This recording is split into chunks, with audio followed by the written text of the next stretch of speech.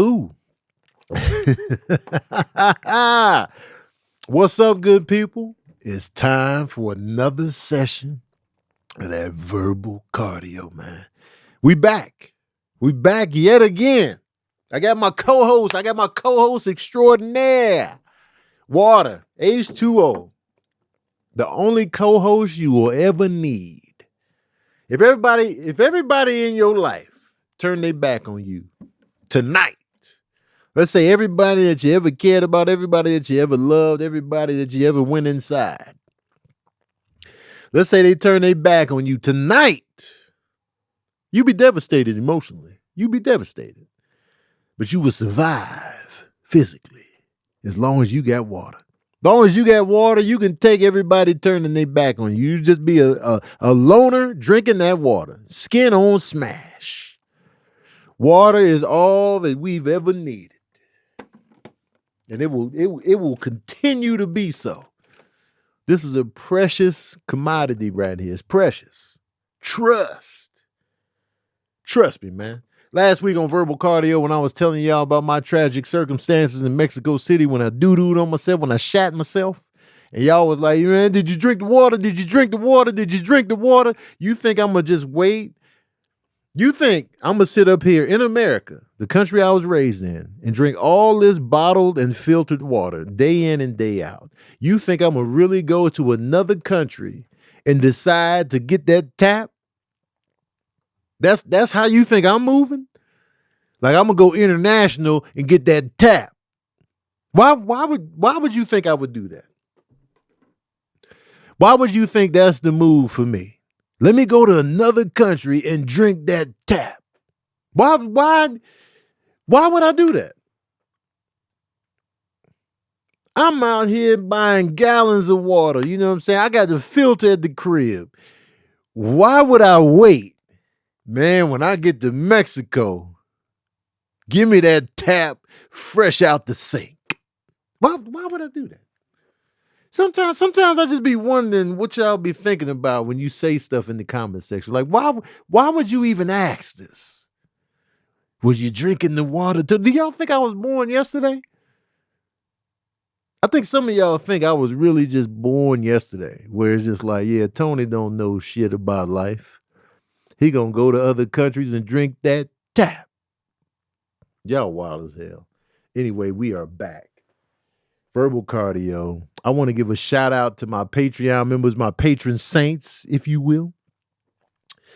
They are special to me, so I got to give them individual special shout outs, man. Sharon McD, Candy Cammy, Tony Ant, Simone L, Sherry Tucker, TJ Edwards, Randomly CJ, Ryan, Joshua, King Julius, Sherry Tucker, Ayomi, Gladys, Chef Matt Owen, Rex Bennett, Sherry Tucker, Tanisha Turner, Courtney Davis, Joshua, 2 Jesse, Gladys Diaz, Tiara Knight, Lana, Sharon McD, Alice, M. Hollis, Miss Ma'am, Mikey McZochi, Cutie B, AJ, Miss Josie.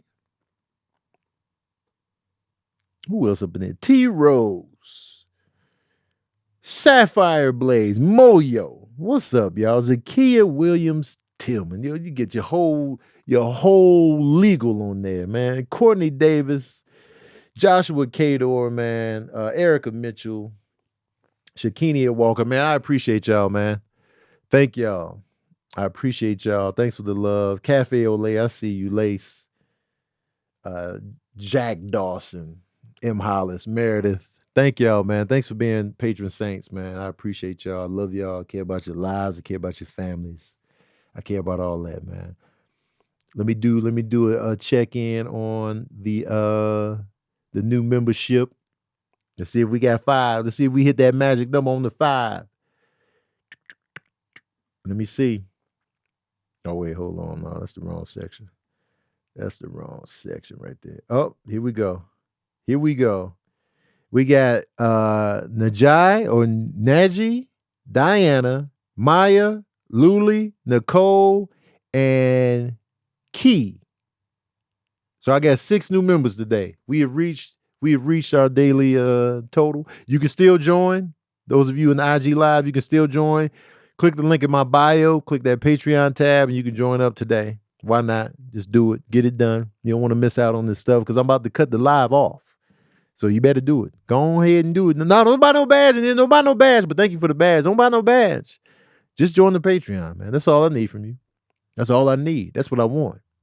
That way you get more for your money. Because I barely go live, but I'm always doing movie nights. I'm doing music nights, do the game nights. We got the live podcast every week. We got Daddy Issues live. We got Verbal Cardio live, man. Join in on that, man. Get in on it. I'm about to cut y'all off.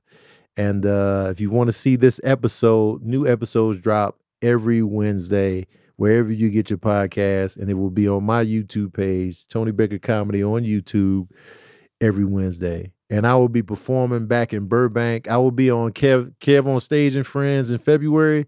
But my show, Tony Baker and Friends, returns March 25th at Flappers Comedy Club. All right, y'all. Boom. Okay. All right. Now,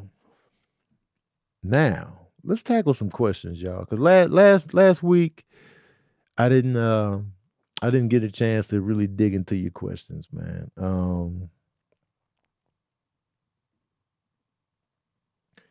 Somebody said something that caught my eye. Hold on one second. That's a question for later on. Let me look. First of all, let's talk about the Grammys real quick, man. The Grammys, they happened this past weekend, man. I was keeping track. I was watching. I was clocking. Shout out to all the Grammy winners. I was really watching the Best Rap Album Grammy win.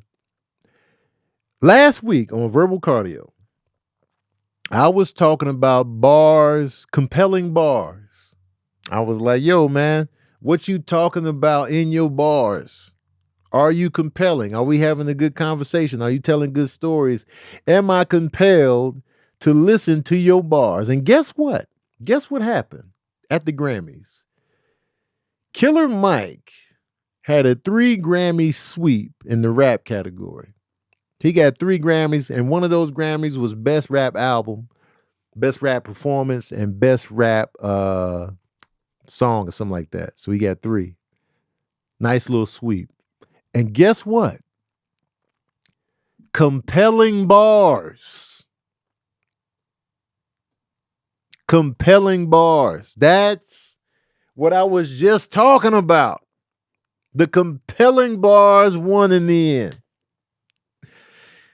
I wanted Nas to win, but if he didn't win, I wanted Killer Mike to get that Grammy. And Killer Mike got them Grammys. I told y'all, man. The Grammy voters was like, yo, we want the compelling bars. And Killer Mike has compelling bars. He's going to draw you in. He was talking about losing his mother. He was talking about losing his grandmother. He was talking about life. We were compelled. We was all in. What you talking about? If you talking to Killer Mike at a social function, you all in. Told y'all, man. It's about the compelling bars. Victoria Monae won Best New Artist. I'll put that on my mama. She won Best New Artist, man. Happy for her. That girl that sing that Water song won, Tyler. She won. Got a Grammy. Man, isn't that her first single? I don't think it's her first, like, ever, but breakout, yeah. Man. She got a Grammy already. Already. Won a nice little Grammy. You know what she talking about in the song? You see what I'm saying, man? The Verbal Cardio is really tapped into something. Compelling bars, water, and you see the success in the Grammy field. SZA got Best R&B Song, Best Progressive R&B Album, and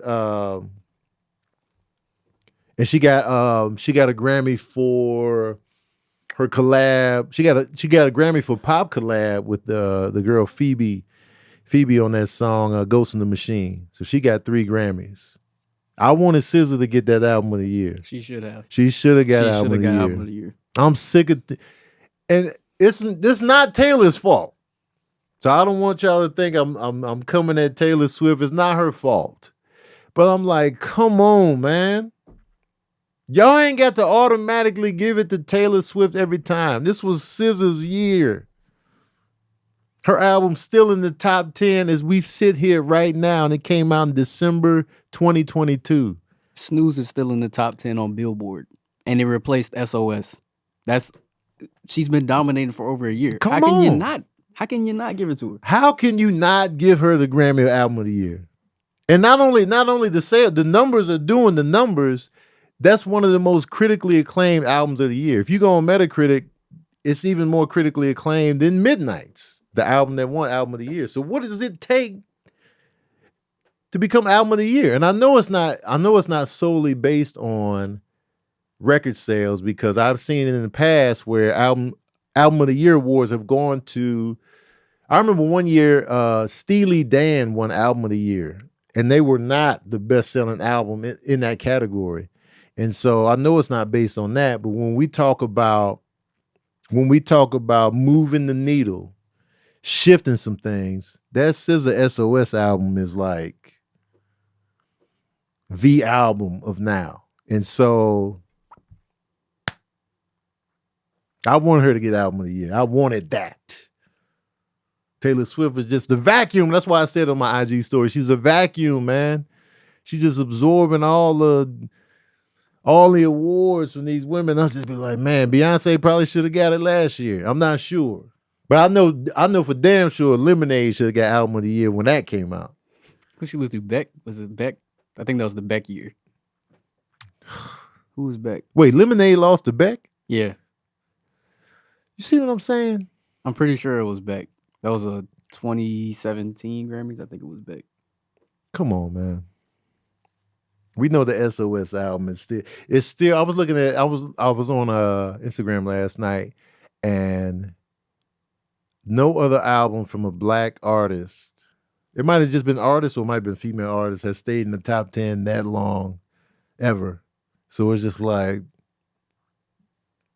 come on, man. And the reason I call Taylor Swift a vacuum is just she's everywhere. She's everywhere. She at the football games. She at movie theaters. She on the road. She's on the charts. She has several albums on the charts because she keeps re-releasing her previous albums because, you know, she's trying to get out of those shitty deals. So she's re-recorded her albums, which I respect. But it's just like she is everywhere. Everywhere. And it's just like, man, the vacuum. And now she's going to be at the Super Bowl. She making that Super Bowl. She got a show in Japan, I think a day and a half ahead of the Super Bowl. She gonna make it. She gonna make it. She gonna hop on a private jet, be here in no time. And they gonna be cutting the cameras. They gonna be cutting the cameras of Taylor Swift. And Taylor Swift, to me, she seems like a sweetheart. And so I don't blame her, but it's just like, all right, man. God damn. All right. She benefits from that, like, little girl-esque Yeah. vibe that she has, but she's 34. She's 34? Exactly. You wouldn't have thought that. Somebody brought up the thing. It was like, look at how people look at Adele, and then look how people look at Taylor Swift. They're 1 year apart. What? Exactly. I never realized that, but yeah, like, yeah. Wow. That puts a different, because when she gets on stage, like, oh my God, I don't know what's going on. Like, and it's like, come on, Taylor. That's crazy. Let's be realistic here. Taylor Swift seemed mad young to me, and Adele seemed like a year apart. Now the reason I kind of knew how old Adele was because she'd be naming her album titles based on her age. Yeah. So it's just like, but she's got like a grown woman energy. She also has a very sweet energy as well. Yeah, Taylor Swift is 34. 1989. She was born in 1989. Wow. That's crazy, man. And no disrespect to Taylor Swift. No disrespect at all. But like, man, share the wealth, man. I wanted SZA to get the album of the year. Not just the R&B. I want her to get the full album of the year. Her acceptance speech was adorable. She's like, I'm an unattractive crier, y'all. Y'all have a great night. Her and Lizzo had a great moment. But yeah, man. And then Jay-Z was going off. You know, he was just like, He was like, having Beyonce's back. And I want to say this about Blue Ivy. I feel like Blue Ivy, she used to look like Jay-Z and Beyonce. She's starting to look just like Beyonce now. Yeah. She's turning into a mini Beyonce in the face. Just adorable, too. She just be up there supporting her parents, just be in the mix. She's tall. She is tall. Because he's only 12? Yeah, I think. Once they the kids, they always the kids to me. And I'm like, yo, she's 5 in my mind. Yeah, but how tall is Beyonce? Beyonce's up there. I don't think she's like too tall. Beyonce height. Let's see what it is. She's probably like 5'8". Beyonce is a good 5'7". Okay. Jay-Z is like he's 6'3", right? Yeah, he's 6 something for sure. Jay-Z is 6'2", so Jay-Z is my height. So Blue, she gonna be a tall one. If Mom's is 5'7", Pops is 6'2", she probably gonna end up taller than Beyonce. Maybe by an inch. And yeah, Jay-Z was just up there talking. And I was like, all right. It's a lot of Grammys in that household. I think Jay-Z got like 24, Beyonce got like 30, 33, 34. That's a lot. Where they be putting all these Grammys, man? They use Mississippi cups. That's what right.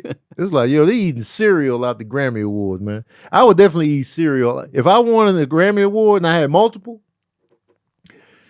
one of the Grammy Awards, let's say I got 2 Grammy Awards. One of them going to be for show. The other one is going to be for shenanigans. The other one, I'm putting cereal in there. Honey Bunches of Oats just for the one time. Just for the one time. I'm going to probably get sick because I don't know what the award is made out of. It's clearly not meant to be eating food off of. But just, shenanigans. Shenanigans. I wonder what kind of wild stuff Grammy winners have done with the Grammy Awards. Like, who shot a load off in the Grammy Awards? Somebody has done this. Somebody's like, ooh, and shot off in the Grammy Awards. Somebody has done this. I know they have, man. Rock stars, man, they be out here wild for the night, man. They was in there like, just bust off in the Grammy Award. Ooh, that's happened. I know it has. I know it just ain't me thinking it. Definitely some drugs have been in there and some, some wild debauchery, if you will. I know it has. I'm confident in this. Not to go off topic, but you know what I mean? I'm talking about, you feel me? I would like to talk to y'all about a certain thing called earning. Okay. Now, we know that sometimes payday can take forever. When you need that bread right here, right now, you ain't got time to be waiting on payday sometimes. We've all been there. We've all been there to where it's like, yo, I need money right here, right now, today. I need that bread. And earning is going to be there for you. You know what I'm saying? I'm talking about, you feel me? Earning, because life doesn't happen bi-weekly. So why should payday? The money you earn can be in your hands today. Earning is an app that gives you access to your pay as you work up to $100 per day or up to $750 per pay period. All you got to do is download the Earning app and verify your paycheck, then access up to $100 a day as you work and leave an optional tip. Any money you access plus tips are automatically repaid from your next paycheck. Now, I wish this was cracking back when I was working the 9 to 5, back when I was at Dairy Queen. I would have loved every molecule of earning. I'd be like, yo, man, let me get that 100 up off you, man. My car tripping. Because my cars was always tripping back then. I had car problems every week, it seemed like. I was out here, man. I had new music to get. This was back when I was buying new albums every week, man. I needed that money. I needed the money, Frankie. And sometimes, man, we need that money, man. You never know what's gonna come up, man. Unexpected anything, a quick gift you gotta get, you know what I'm saying? Somebody didn't pay you the money back that they were supposed to pay you, man. Sometimes you need that money fast. You ain't got time to be waiting on next Friday. That next Friday is miles away when it's crunch time, man. Especially if you done blew your whole check on the bills and now you out here in the struggle for 2 weeks. You ain't got time to struggle for 2 weeks. Get in on that, man. Download Earnin Today, spelled EARNIN, in the Google Play or Apple app store. When you download the Earnin app, type in verbal cardio under podcast. You sign up, and it'll really help the show. That's verbal cardio under podcast. Subject to your available earnings, location, daily max, and pay period max. See earnin.com/TOS for details. Earnin is a financial technology company, not a bank. Bank products are issued by Evolve Bank and Trust, member FDIC. So get in on that. And when you sign up, make sure you type in verbal cardio under podcast. Get that earning, man. You know what I'm saying? You never know what life is going to throw at you, man. You never know.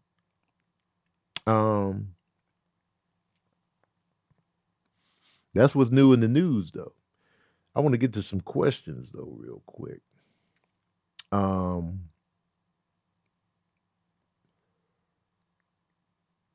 Analog Future is asking me, who do you hope wins Best Picture of the Year, Best Actor/Actress, Best Supporting Actor, Actress at the Oscars?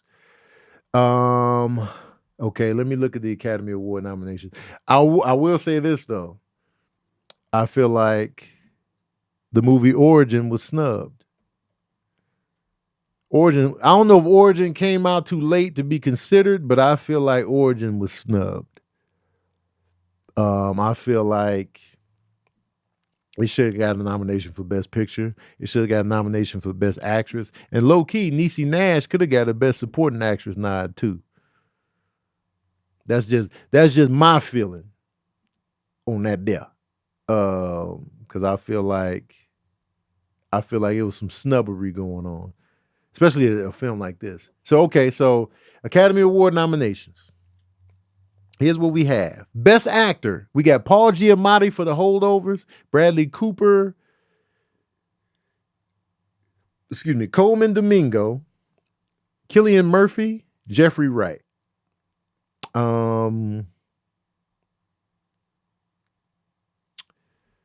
I've seen 3 of these performances. I haven't seen the Bradley Cooper joint for the film Maestro. I haven't seen that, and I haven't seen Coleman's performance in Rustin. I haven't seen those 2, so I got to see those.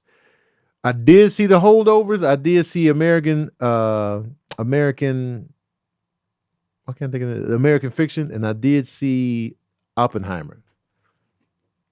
I feel like they're probably going to give it to Cillian Murphy for Oppenheimer because that's going to be the awards darling of the night. And Cillian's performance was good. Jeffrey Wright always delivers. Paul Giamatti. Right now, out of those 3, I'm going back and forth between Paul and Jeffrey as far as like whose performance I like the most out of those 3. And it's going back and forth between those 2 for me. But I still had to see the other 2 contenders that I didn't see. So I would love Jeffrey, and I wouldn't be mad if Paul got it. But I think my prediction is Cillian Murphy is going to get it for Oppenheimer. Best Picture nominees. We got The Holdovers. We got American Fiction. We got Zone of Interest. We got Barbie. We got Oppenheimer. We got Poor Things. We got Past Lives. We got Anatomy of a Fall. We got Maestro. We got Killers of the Flower Moon. I have only seen The Holdovers, American Fiction, Barbie, Oppenheimer, and Killers of the Flower Moon.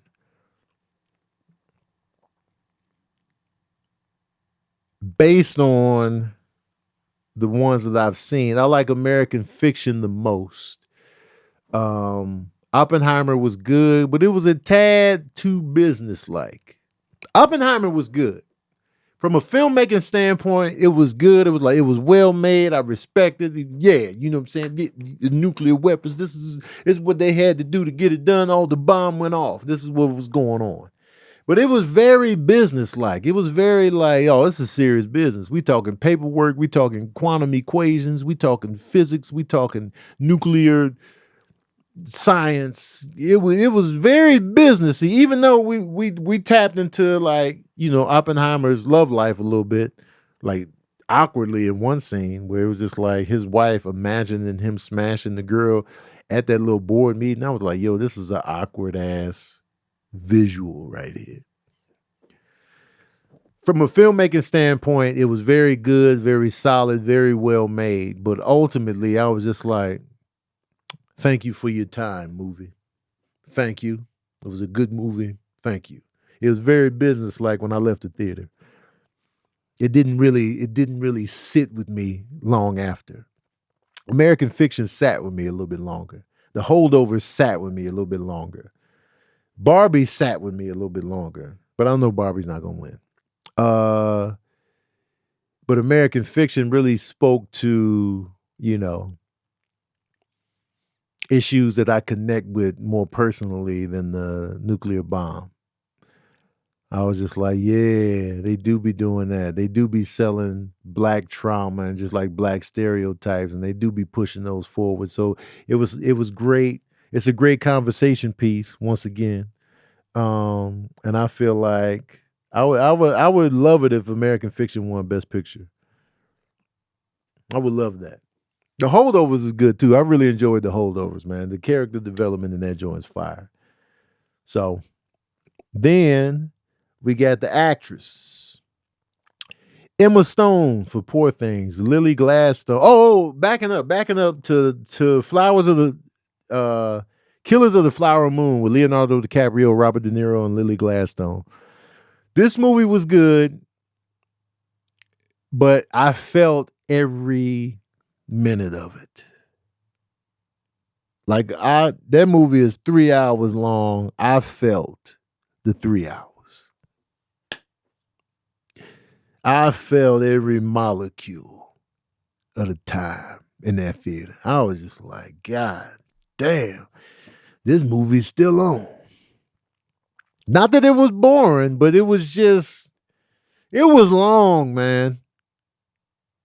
I was like, yo, we still in here. I felt like I aged like the characters in the movie. I feel like I walked out of the theater with old man makeup on. You know how Martin and Eddie looked at the end of life? That's what I felt like I looked like when I left the theater that day. I was like, yeah. It was a good movie, but it was slow. It was slow. Good performances, but ultimately it was slow. But I did learn some things that I didn't know about. I didn't know that was going on. And so I was very interested in that dynamic of it and just the bullshit racism and what was going on with the native people. And like, you know, I'm always interested in stuff like that. And so there was that element that I was just like, yo, that's crazy. But also I was like, that's crazy that I'm still in this goddamn movie theater, man. I felt every molecule. As far as the best actresses go, Emma Stone, Lily Gladstone, Annette Bening, Casey Mulligan, Sandra Huller.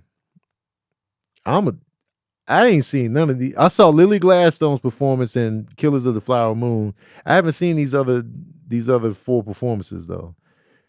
So it's Emma Stone for Poor Things. I haven't seen it. Annette Bening for the hell was she in? For Naiad. Carey Mulligan for Promising Young Woman. And Sandra Huller for Anatomy of a Fall. I got nothing on these. I haven't seen these performances. So moving on. I got no prediction. I got no wants. Best Supporting Actor, Mark Ruffalo for Poor Things, Robert De Niro for Killers of the Flower Moon, Robert Downey Jr. for Oppenheimer, Sterling K. Brown for American Fiction, Ryan Gosling for Barbie. Now I did see Ryan's performance in Barbie. I saw Sterling K. Brown's performance in American Fiction, and Robert Downey Jr. and Robert De Niro. The only one I haven't seen is Mark Ruffalo. I really like Mark Ruffalo a lot as an actor. I just want to throw that in there. Robert De Niro's performance was good. Robert Downey Jr. delivered in Oppenheimer. Sterling K. Brown delivered, and so did Ryan Gosling. Out of these performances, I probably like Sterling Brown's performance the best, because he was so layered as a character, and he was unraveling and finding himself, and just going through the morning, finding himself, unraveling, coming out of his marriage, finding who he really was, and not being able to handle that healthily, and just coming to terms with that, and having those issues that weren't no closure with his father and stuff like that. So I'm gonna go with Sterling K. Brown. I would like for him to win, but I think Robert Downey Jr. is probably gonna win for Oppenheimer, if not Mark Ruffalo. That's my prediction. And best supporting actress, America Ferrera for Barbie, Danielle Brooks for The Color Purple, Divine Joy Randolph for The Holdovers, Emily Blunt for what? What she get nominated for? What that is? Pain Hustlers? Is that what she nominated for? Well, she get nominated for.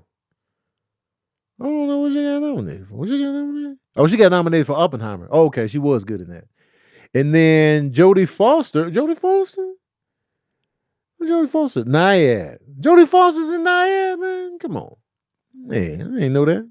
Okay. Jodie Foster out here back. Jodie Foster is back. She in True Detective. She out here with the Oscar nominations again. Jodie Foster's like, yo, man, I'm back. Because Jodie Foster was the move back in the day, and then she kind of chilled out for a little bit. Now she like, yo, I'm back on you hoes. I haven't seen Jodie's performance. I saw Emily Blunt's performance. I saw Divine Joy Randolph. I saw Danielle Brooks, and I saw America Ferrera. All good performances. Danielle Brooks was good as Sophia in The Color Purple. Divine Joy Randolph, though, in The Holdovers. That's who I want to win. Divine in The Holdovers was I related to her a little bit because she lost her son in this movie. And so I connected with that pain. So I was just like, oh yeah, I feel it. She getting through life. She navigating, but at the same time, she's mourning. That on a personal level, I was just like, because, she wasn't walking around like a sad sack the whole movie or anything like that, but she would have those moments of just like the waves of grief. She would have those waves that she was dealing with, and I was like, I relate to this, unfortunately. So I'm going to go with Divine on that one, man. If you haven't seen The Holdovers is a good movie, man. Like, I really enjoyed that joint. Strong, good character development. But that's who I would like to win. Who do I predict is going to win? Probably Emily Blunt. And America Ferrera's monologue in Barbie was fire, though. But I feel like they probably going to give it to Emily Blunt. But I would like Divine Joy Randolph to get that thing. So, yeah, you know what I'm saying? Thank you for that question, Analog Future. I appreciate that.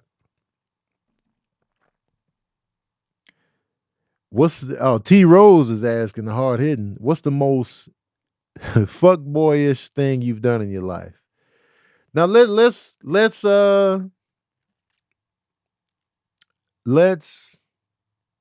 define fuck boy. What is that?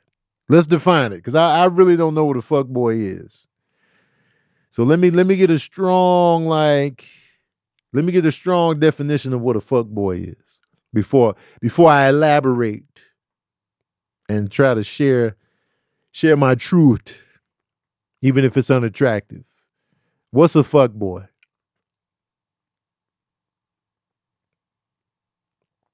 Let me know right here, right now. Ladies, let me know. Because I can Google it, but I want to get the real perspective. Ain't nobody coming in with the answer. Man, let me Google it, man, because y'all coming in slow. Y'all coming in mad slow right now. A fuckboy is a weak or contemptible man, a man who has many casual sex partners. That's what it is? Oh, wait. The Urban Dictionary has it defined as a boy who plays with girls' feelings and doesn't like them and would do or say anything a girl wants to hear to have sex with them or to get something they want. Fuck boys know what girls want to hear, but they hurt so many girls. Once they are a fuck boy, they will always be a fuck boy. If you know a guy is a fuck boy, don't fall for him. Usually fuck boys are cute, so yeah, you usually can tell if they are a fuck boy of how they dress and act. He is kind of like a player and a hoe. Man, who wrote this definition? This shit is personal. So this is just somebody just wrote that definition in there. That came from a real place. Let me go to this. Let me go to Men's Health. What is it? Here's what it means when somebody calls you a fuck boy.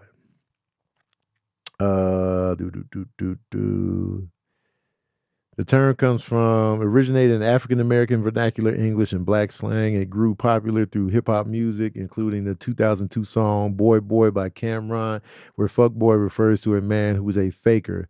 Fuckboys are also mentioned in the 2014 Run the Jewels song, Oh My Darling, Don't Cry. In an interview with Under the Radar, Killer Mike was asked about the meaning of the word in that song. He said, the way you can identify fuckboys is because they are always doing fuck shit, just the dumbest, weirdest, lamest shit ever. So it looks like we got different definitions of fuckboy. What does the version of fuckboy mean? Believe it or not, dictionary.com offers a definition of the word fuckboy, alternative spellings and stuff like that. But the latter actually made of note. Google Docs is not given the red. So a fuckboy is that guy, the one who doesn't respect women but relies on them heavily. He's distant, doesn't care about other people's time and won't commit. He's self-absorbed, does stupid things, and fucks with others' emotions. So back to the definition, which explains a few key elements. It's a man who doesn't respect women. Simultaneously, he's dependent on women. He engages in selfish behavior without caring whether or not he hurts women. Damn. Shit. Well, shit. There's a lot of different definitions out here. Now if you go by like, now the original question posed to me is what's the most fuckboyish thing I've done? One thing that comes to mind, I was flirting with this girl that worked at Taco Bell. This is when I was in college. And I flirted with her tough every time I went up in there so I can get some free food. That was just straight, no holds barred, fuck boy actions. Fuck boy RD was on the menu for that because I had no intention of doing anything further. Like she wasn't. I had zero interest on that angle, but I was laying it on thick. Remember that scene in Juice at the record store where he was flirting with the girl while they was stealing records in the back? This was me. They said we wasn't stealing, and it was just like I was just working my charm as best I could because I was starving, I was broke, I was hungry, and I wanted to get over on the free food. And so I was up there just Charm City. Got her number 3 different times, never called. Fuck boy RD. That was fuck boy McGee. I did that. I own it. I'm not proud of it, but that's what I did. I flirted and got the number and gave false hope, all for the free food. I did this. Me, Tony Baker. In the past, I've continued to smash with no intention of, taking it to the next level. Now, mind you, I was also vocal about this. I didn't do a string along, but I did continue to smash with no intention of making it official, taking it to the next level. I did that. You know what I'm saying? Not proud of it, but I did that. And some people could say, well, I told her what it was, but still, you know what I'm saying? It's like, especially this, and this could be TMI, but we were smashing Raw. You know what I'm saying? When you smash Raw, there's a deeper connection there. You're tapping into the soul realm when you smash Raw. And so,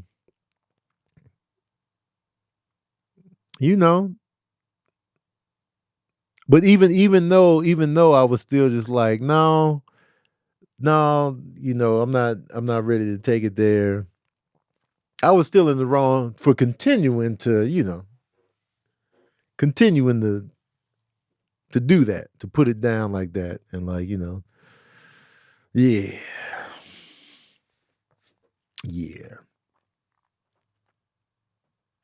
So there's that. So fuck boy RD, man. Fuck boy RD.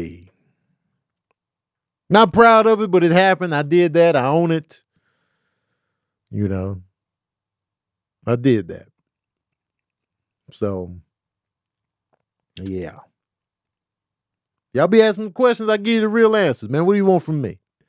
What do you want from me, huh? Fuck boy RD, man. Yeah. And then when I did, and the cold part is like, then I did get in a relationship soon after that. I'm sure that was just the true bullshittery. Like, it would have been different if like, I just remained single for a long time. I just remained, you know what I'm saying? But then, for her to see me just hop into a relationship, it's just like, wow. Really? So then, and I can't speak for her, but then it might have made her try to look within and be like, damn, I wasn't good enough, or like, what's up with that? And so I was trash for that. Yeah, so yeah, I own that. The fuck boy RD, man. Look out, man. Watch out. Get off. That would piss you off. I bet it would. It's piss off worthy. It's piss off worthy for sure. I own the bullshittery. I own it.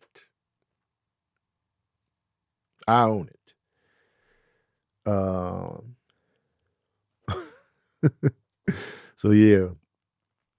Yep. Y'all asking the hard-hitting questions in this mug, man. Come on, man. Give me a chance.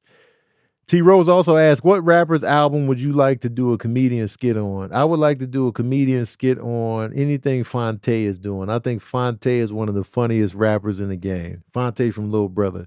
I feel like the skits that they do on The Listening and the Minstrel Show, Fonte, he has stand-up comedian energy. And I feel like they nailed their skits. Like the Little Brother skits were just top notch. And so I feel like I would love to do, a comedian skit on something that he's doing, because I know he has that sense of humor down pat. Aunt Lulu said, do you mind that I always say what in the haberdasheries when I see something crazy? Absolutely not. Why would I mind that? Say it. I want my vernacular tapped into y'all very existence. I want my vernacular in your day to day. I want to be infused into your brain, into your DNA. That's what I'm looking for. That's what I'm going for. I don't want y'all to forget about me.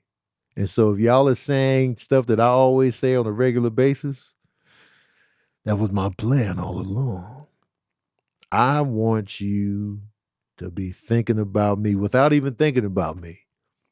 I want you to be talking like me when I'm not around. I want to be embedded into your soul. That's my plan. You know what I'm saying? I want to be a part of your lives, your vernacular. I want y'all to be having inside jokes with my terms in there. That's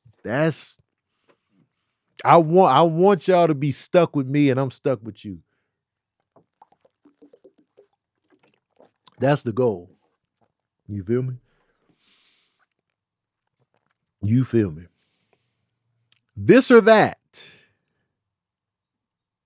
Wait a minute, hold on. Let me back up a taste. Before I do a this or that.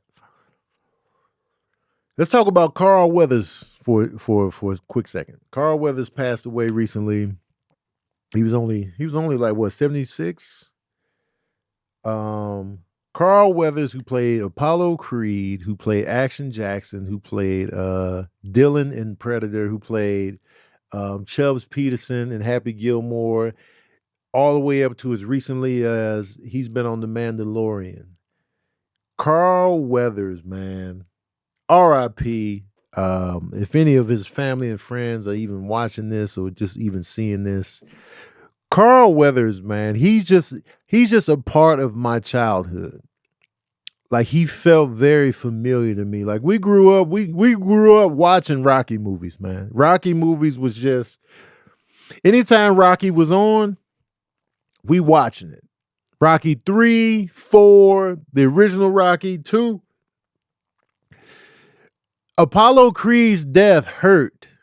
To this day, I hate the fact that he died in Rocky 4. I'm just like, yo, why we had to kill him off? Why did we have to kill off Apollo Creed? And I remember Sylvester Stallone saying that he regretted that decision, but Carl Weathers is as crucial to the Rocky franchise as Rocky himself. And like, you know, I just grew up looking at this black man with the mustache and just this masculine dude that just reminded me of Philip Baker, and like, you know, growing up seeing that image and then seeing him in The Predator and like another great action film that was just, you know, that's one of the great action films of the modern era, and just fit, in shape, black, you know what I mean? To see him lead a film called Action Jackson, where it's just an action movie starring a black dude, mustache, vanity on his arm. It was just a good time. It was just like, yo, man, Carl Weathers, right? He flipping over cars and like doing just dope shit, saying action lines like, how do you like your ribs, before he shoots somebody with a grenade launcher. This. You know what I'm saying? Just fire, man. And then to see him come back years later and being Happy Gilmore in this type of mentor role, and he got like a fake hand because he lost his hand to an alligator on the golf course. And then his hand keeps getting destroyed throughout the film. And then he dies in the film, and then like he gets his hand back in the little heaven montage, and it's just like, man, dog. Carl Weathers. And to see him come back in Arrested Development, and then he comes back in The Mandalorian, it's just like, yo, I love to see him. And I thought he was doing well. Like, you know what I'm saying? His death surprised me. Like, I knew he was up there in age, but it was like he still looked great. He was moving. He was mobile. You could still tell he took good care of himself. He looked great for 76. And I was just like, man. And then I just realized, like, dang, man, this dude was really a part of my childhood. Like the Predator came out in like 87. I was 10. The Rocky movies, even before that, it was just like, yo, I saw him a lot. And it's just like, man, just losing that little piece of childhood. I was just like, man, Carl Weathers, man. So I wanted to speak on him and just like his impact on me and the image that he put out there. Apollo Creed is a fantastic character. That's a great character. To see Apollo Creed set up as technically the movie villain, but he wasn't really a villain, and a lot of people even rooted for Apollo Creed. And so to set up a character and then have that character evolve into something more than just, a nemesis, they become friends and confidants. It was just like, yo, it was dope to see that transition. And two, to have the Creed spinoff birthed from Apollo Creed to go into a whole nother successful spinoff franchise on its own, on the back of what Apollo Creed established with the original Rocky movies, man. That's fantastic, man. Shout out to Carl Weathers. Rest in peace. Much love to his family and his friends, his children, all of that, man. Carl Weathers has a special place in my soul. I got room in this soul for Apollo, Dylan, Chubbs, Action Jackson. I would love to be in a movie like Action Jackson. I would love to play a role like Chubbs Peterson and Happy Gilmore, man. Shout out to him, man. Damn it. Death is a raggedy bitch. Just a raggedy bitch. Miss Ma'am asks, do you converse with yourself at home the same way you do on verbal cardio? Sometimes. It depends on the mood. Sometimes I'll be fully talking like this at the crib while I'm cooking. Sometimes. Like, what are you doing, Tom? I'll be talking to the cats like this, full energy with the cats. Julius Drake has a this or that. Choice 1. Eat sweet grits for a year and receive unlimited Jordan 1s for a year. Or eat 20 Popeyes biscuits with only a half a cup of water and you get unlimited cookies for 6 months. You a piece of shit, Julius Drake. You ain't worth a damn. You ain't worth a damn. So if I eat the sweet grits for a year, I can receive unlimited Jordan 1s for a year. Or eat 20 Popeyes biscuits with just a half a cup of water? You're trying to kill me, first of all. I need the full half cup for 2 biscuits. The 2 biscuits, I need the half cup for the 2 biscuits. The 2 biscuits and the half cup is essentially anything. Once I go for the 3rd biscuit, I'm in treacherous waters. Because I'm going to need the half cup for them 2. I can handle 1 Popeyes biscuit on my own. 2, you know what? I could probably give you 4 biscuits on that half cup of water because I'm tough. And I drink so much water, my throat stays hydrated. So I feel like I can give you 4 biscuits on that half cup. But now you talking about this. That's 16 other biscuits I got to get in on with no water. Julius, if you want me dead, just say it, bro. Don't try to kill me low key in this scenario. If you want me dead, just say it. 16 biscuits, no water. Come on, man. I'm going to be dried out. I could probably get you 12 biscuits. And then I'm going to just be like, I got nothing left. And then on the back end of that, my prize is cookies. If you want me fat, just say this, Julius. Julius Drake, if you want me fat, just say it, bro. Because I'm going to eat all them goddamn biscuits. It's going to be Fat City. And then I'm going to get unlimited cookies for 6 months. You think I ain't going to reap the benefits of the unlimited cookies? You think I ain't going to be at Crumble every day? Yeah, man, serve it up, man. Unlimited. Unlimited cookies. If you want me fat and dead, just say this. For the sake of my own survival, I'm going to do the sweet grits so I can get the unlimited Jordans. Because at least I won't get fat as hell. I won't dehydrate. And then I won't be eating other stuff. I can't eat the Jordan 1. So I can still, So for this or that, I'm going with the sweet grits for a year so I can get the unlimited Jordan 1s. That's making the most sense. Damn, Julius. Trying to kill me out here, man. Chill.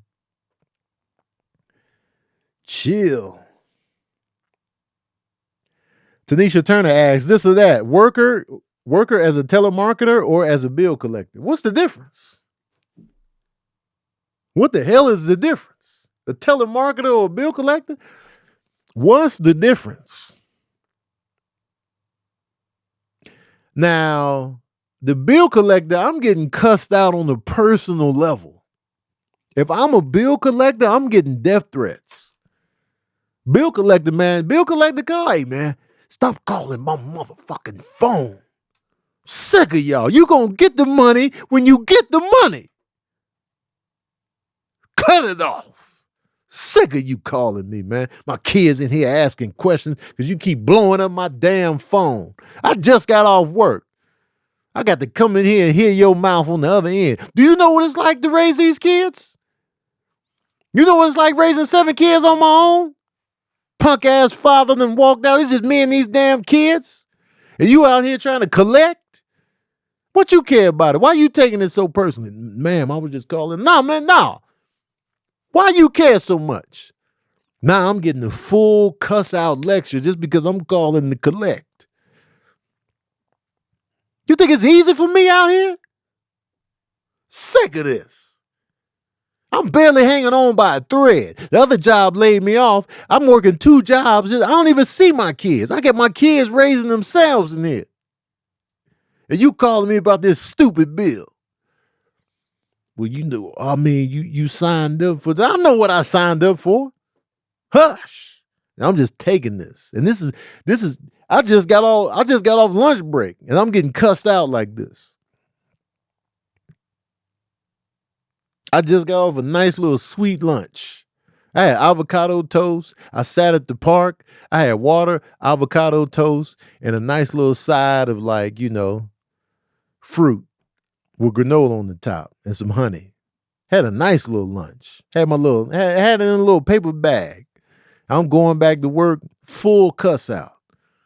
Sick of y'all calling me all the goddamn time, man. Do something with your life. Why you got this job? Why you got this job? Can't you find a better job than this? Like, damn. So I would rather be a telemarketer, because a telemarketer, I'm going to just get hung up on. I'm not going to get the verbal abuse. I'm going to just get hung up on. They just going to hang up in my face. Have you ever thought about it's just going to be a hang up. Hi, who's your cable provider? Even though hang-ups don't even sound like that no more, that's what's going to happen. Have you ever thought about premium life and Hello? Hello? Sir? Sir? Ma'am? Hi. We're doing a fundraiser for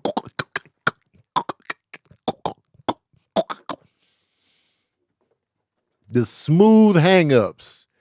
And they're going to be regular sounding hang-ups like it's an old school phone, but it's going to be a cell phone, would still get the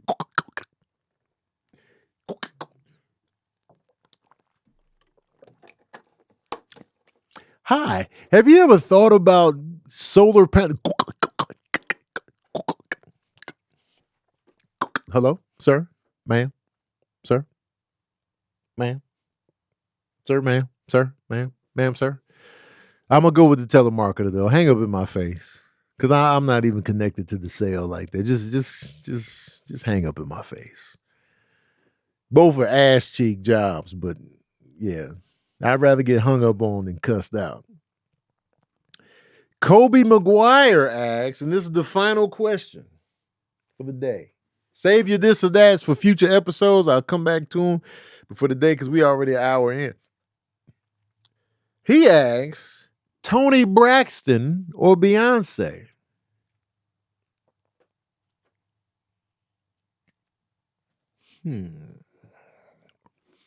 Now, I know a lot of y'all going to immediately go for the Beyonce because of the track record and the discography. You know, you got to take Destiny's Child and the Beyonce discography. So it's just like, boom, pow. You know what I'm saying?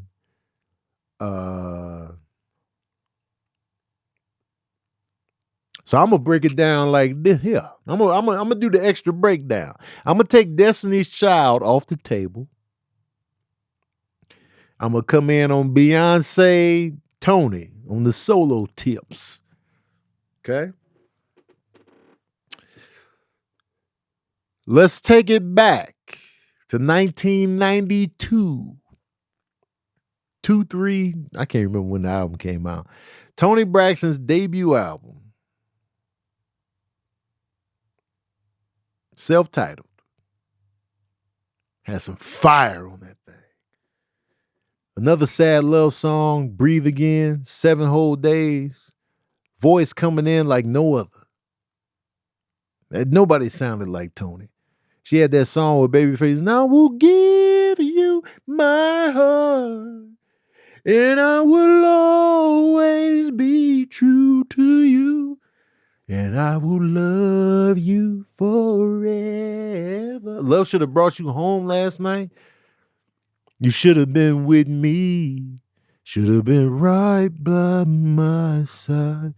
Baby, if you cared anything for me. Tony had hits. She came out the gate, putting numbers up. And I would die if you decide you won't see me again.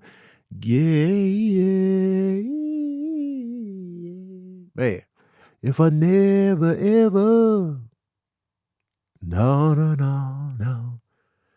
If I never hear I love you now and then, will I ever make love,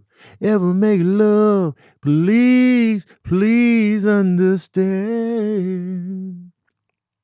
Damn, man. Tony was killing.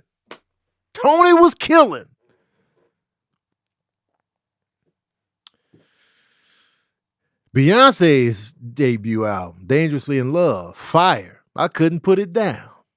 I couldn't stop listening to Dangerously in Love. Baby boy, you say on my mind, fulfill my fantasy. Baby girl, tell me what you feel. Me, Myself, and I, Dangerously in Love. That debut album was fire. Fire. Who sold 5.1 million copies? Who that is, Barkman? Who you talking about? That Tony? That Tony on the debut? Whose stats was that? Whose stats was that? Dangerously in Love with Straight Heat. So they both had fire. That was Tony Braxton. Tony Braxton, man. I thought it sold even more than that, though.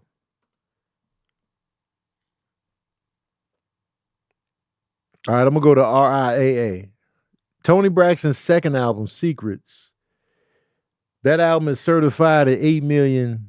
8 million. God damn, Tone. Her Secrets album is certified 8 million, 8 times platinum. And then her debut album is certified at 8 times platinum. So she got 2 8 times platinum records out the gate. And then the Heat was like, a little drop off from there. Double platinum. Libra, you know what I'm saying? Libra came in, that went gold, you know what I'm saying? Damn, she got 2 8s back to back. I remember a story about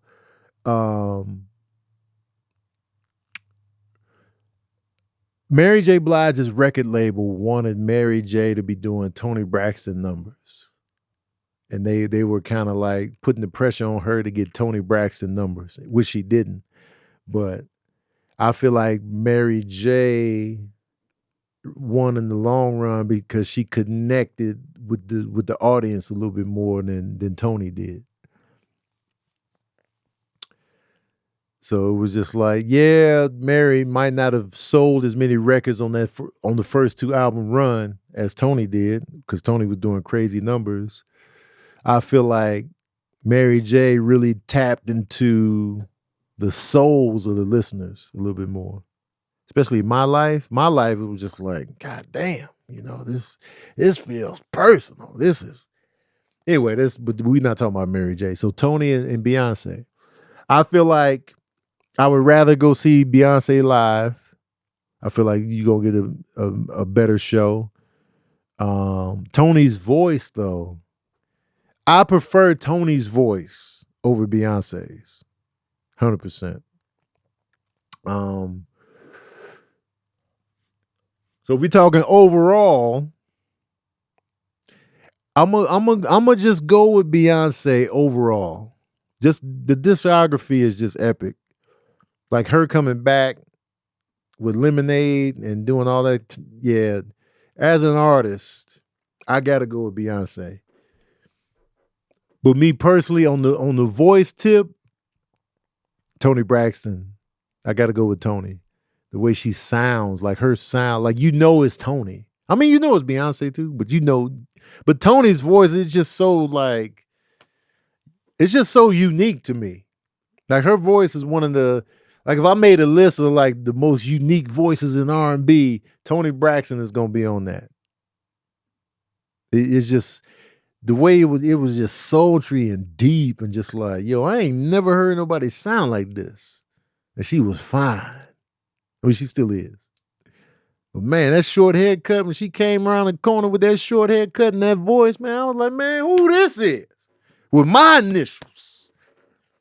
Who is this with my initials? We supposed to be together. We supposed to be together, man. We got the same initials. So what? I was young. I was younger than her. So what? Scoop me up from high school, Toni Braxton. Scoop me up from high school and hush.